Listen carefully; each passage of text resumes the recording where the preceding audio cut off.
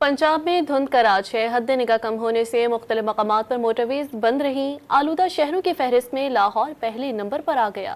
ماحولیاتی آلودگی سے آگاہی کے لیے سائیکل ریس کا انعقاد کیا گیا ہے۔ عدنان شیخ کی رپورٹ دیکھیے۔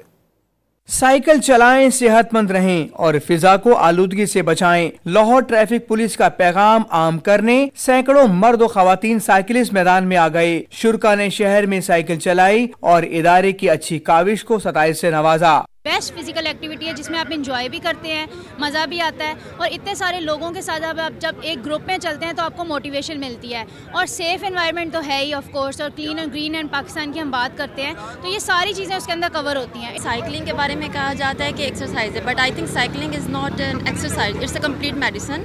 یہ آپ کی اوور آل باڈی کے لیے بہت ضروری ہے۔ ایز اے پاکستانی انوائرمنٹ کو پروٹیکٹ کریں اور یہ پولوشن جو ہمارے ملک میں اور اسموگ اور مختلف چیزیں ہوتی ہیں ان سے اوائڈ کریں، اور سائیکلنگ ایک ہیلدی ایکٹیویٹی ہے۔ ریلی میں سیٹیوں نے خود بھی سائیکل چلائی اور شہر کو صاف ستھرا بنانے میں اپنا حصہ ڈالنے کا عزم دہرایا۔ Cycling is a solution to everything.